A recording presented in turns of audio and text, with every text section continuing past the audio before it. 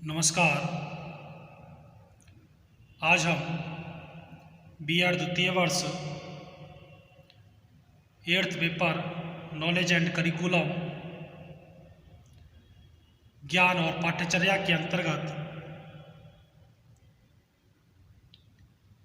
धर्मनिरपेक्षता व शिक्षा सेकुलरिज्म एजुकेशन का अध्ययन करेंगे।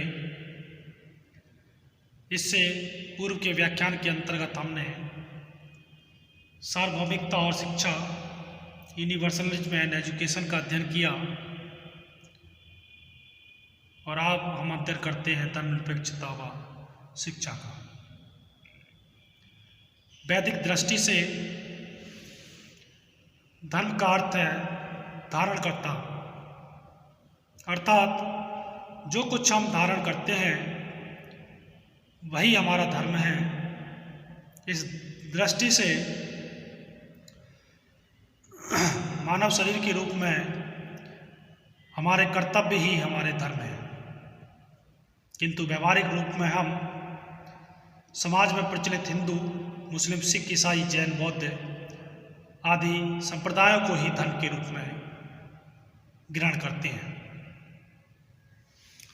धर्म मानव जीवन के सभी पक्षों को प्रभावित करने वाली एक व्यापक अभिव्यक्ति है जो सर्वाधिक मूल्यवान, पवित्र, सर्वज्ञ और शक्तिशाली समझे जाने वाले आदर्श और अलौकिक उपास्य विषय के प्रति अखंड आस्था और पूर्ण प्रतिबद्धता के फलस्वरूप उत्पन्न होती है और जो मनुष्य के दैनिक आचरण और प्रार्थना, पूजा पाठ, जप तप आदि बाह्य कर्मकांड में अभिव्यक्त होती है। जैसा महापत्र में भी कहा गया, धर्म एकीकरण व समन्वय का सिद्धांत है। Religion is a principle of unification and harmonisation.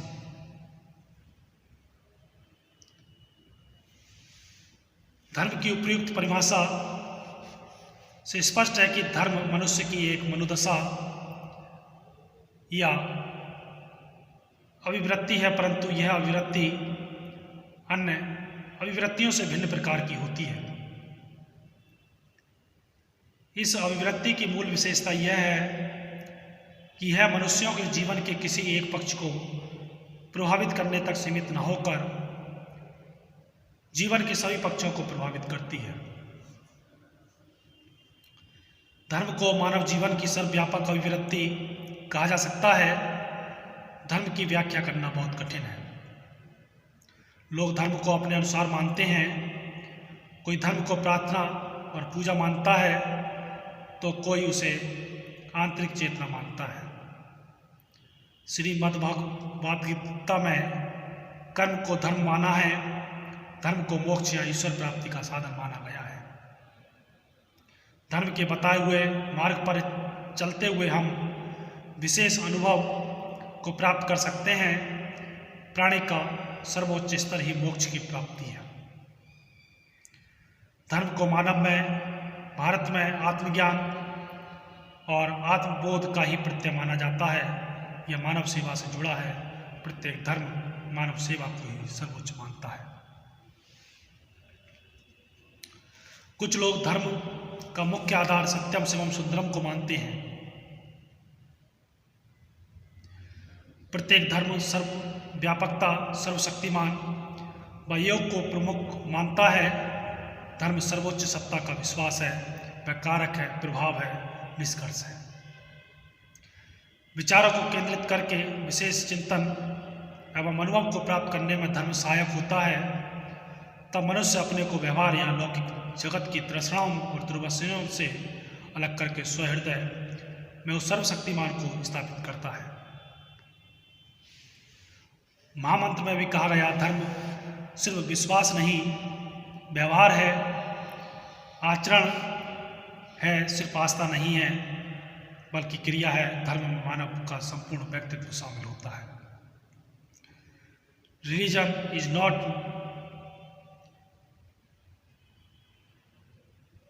mere belief but behavior, not mere conviction but conduct, not mere faith and functioning. In religion, the whole of a human being personality is involved. भारतीय सभ्यता और संस्कृति बहुत प्राचीन है। भारत के हृदय में ही धर्म निवास करता है, अर्थात कहा जाए तो धर्म जो जिस रूप में स्वीकार करे। धर्म के भारत में कई अर्थ हैं, पूजा पाठ, प्रार्थना, समाज सेवा। गीता में भी कहा गया है कि कर्म करो, फल की इच्छा मत करो।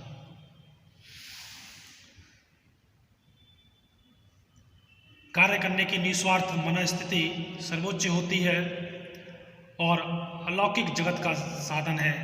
गीता में धर्म जिसे निस्वार्थ कर्म का ही पूरक माना गया है, उसके माध्यम से ही मोक्ष की प्राप्ति का मार्ग बताया है।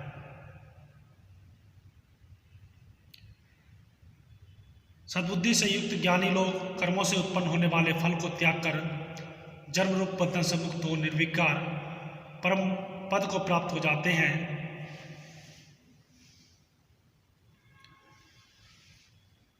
भारतीय विचारक धर्म को वह पर्वत मानते हैं जिस पर नैतिकता व सदाचार प्राप्त होते हैं। धर्म जीवन की अनेक क्रियाओं के लिए संबद्धता व दिशा है। प्राचीन काल में शिक्षा का आधार धर्म और आध्यात्म थे, अतः धर्म मानव के भौतिक जीवन को भी प्रभावित करता है।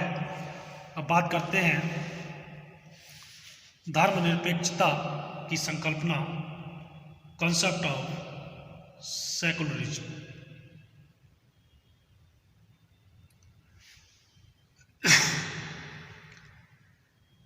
धर्मनिरपेक्षता का शाब्दिक अर्थ है बिना किसी धर्म के आधार पर निर्णय लेना, डिसीजन लेना और कार्य करना।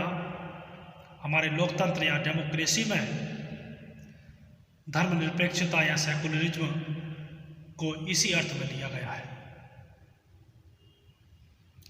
बल्कि व्यवहारिक या बिहेवियर फॉर्म में धर्मनिरपेक्षता या सेकुलरिज्म एक सामान्य मानवीय भावना है जो उच्च और श्रेष्ठ विचारवान मनुष्यों के अंदर पाई जाती है।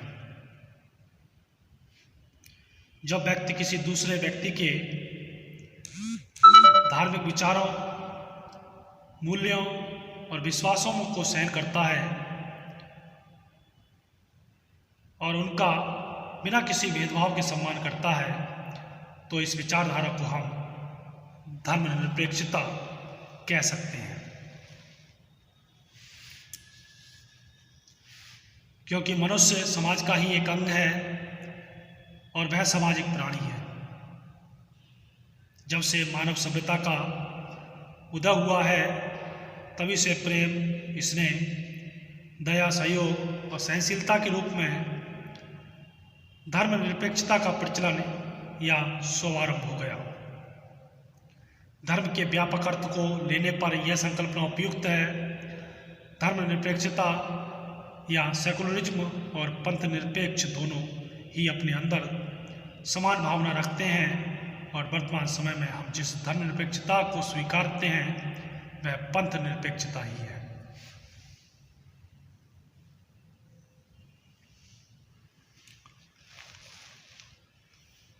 धर्मनिरपेक्षता अंग्रेजी के सेकुलरिज्म शब्द का हिंदी रूपांतर है।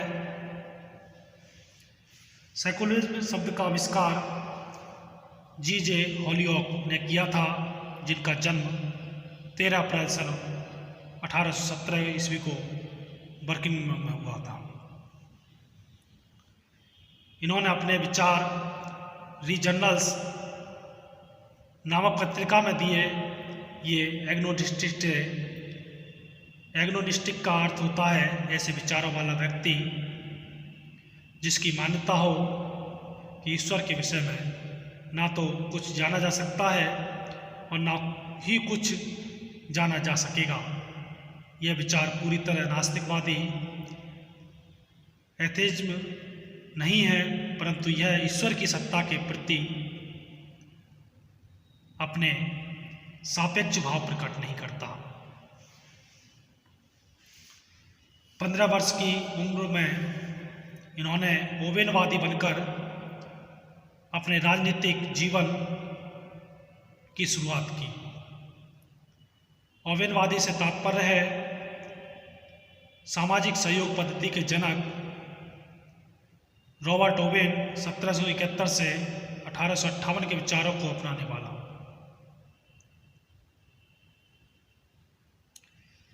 उन्हें अपने विचारों के कारण कारावास तक जाना पड़ा। हॉलियोक ने इस शब्द का प्रयोग सामाजिक और नैतिक मूल्यों की प्रणाली के संदर्भ में किया था। उनकी विचारधारा के सिद्धांत इस प्रकार हैं: मनुष्य की भौतिक और सांस्कृतिक उन्नति पर प्रमुख बल देना, मानव द्वारा सत्य की खोज पर बल देना, वर्तमान युग में विश्व की उन्नति से संबंध और तार्किक नैतिकता पर बल। तो इस प्रकार से हमने अध्ययन किया धर्मनिरपेक्षता और शिक्षा, सेकुलरिज्म एंड एजुकेशन का, जिसके अंतर्गत हमने गीता में कहा गया कि कर्म पर संपूर्ण अपने आप को आधारित रखो, फल की इच्छा नहीं करनी है, ऐसे धर्म को माना है। और प्राचीन काल से ही भारत इस शिक्षा के पक्ष में है। और इसके बाद हमने जाना धर्मनिरपेक्षता की संकल्पना, कॉन्सेप्ट ऑफ सेकुलरिज्म। कल के व्याख्यान के अंतर्गत हम धर्मनिरपेक्षता की परिभाषाएं व आधुनिक अवधारणा, मॉडर्न कंसेप्ट और डेफिनेशंस का अध्ययन करेंगे। धन्यवाद।